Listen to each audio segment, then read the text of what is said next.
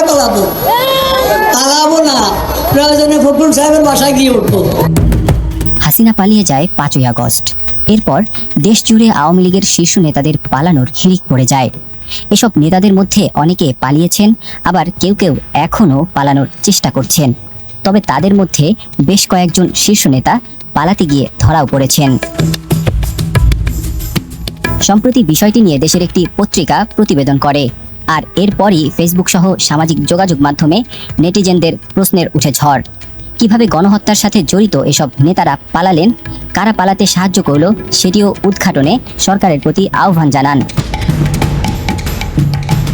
গত সপ্তাহে সাবেক স্বরাষ্ট্রমন্ত্রী আসাদুজ্জামান খান, সাবেক বস্ত্র ও পাট মন্ত্রী জাহাঙ্গীর কবির নানক, আওয়ামী লীগের যুগ্ম সাধারণ সম্পাদক সাবেক সংসদ সদস্য আ.ফ.ম. বাহাউদ্দিন নাসিম সীমান্ত পাড়ি দিয়েছেন। এদের আগে দেশ ত্যাগ করেছেন সাবেক পররাষ্ট্রমন্ত্রী হাসান মাহমুদ, সাবেক স্থানীয় সরকার মন্ত্রী মোহাম্মদ তাজুল ইসলাম, সাবেক শিক্ষামন্ত্রী মুহিবুল হাসান চৌধুরী নওফেল, সাবেক তথ্য প্রতিমন্ত্রী মোহাম্মদ আলী আরাফাত, সাবেক সংসদ সদস্য আলাউদ্দিন আহমেদ নাসিম ও আলোচিত আওয়ামী লীগ নেতা নারায়ণগঞ্জের সংসদ সদস্য শামীম ওসমান সহ অনেকে।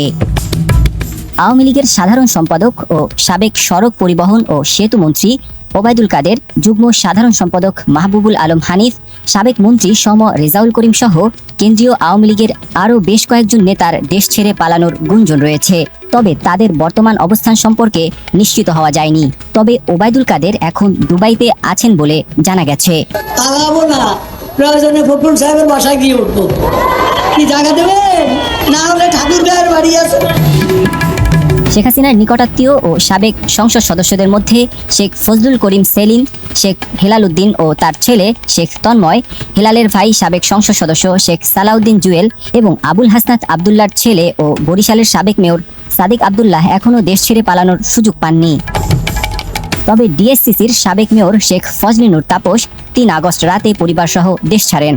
তাপসের ভাই যুবলীগের চেয়ারম্যান শেখ ফজলে শামস পরশ অবশ্য দেশেই আছেন। সাবেক অর্থমন্ত্রী আ.হ.ম. মুস্তফা কামালও আন্দোলনের সময় সপরিবারে সিঙ্গাপুরে চলে যান।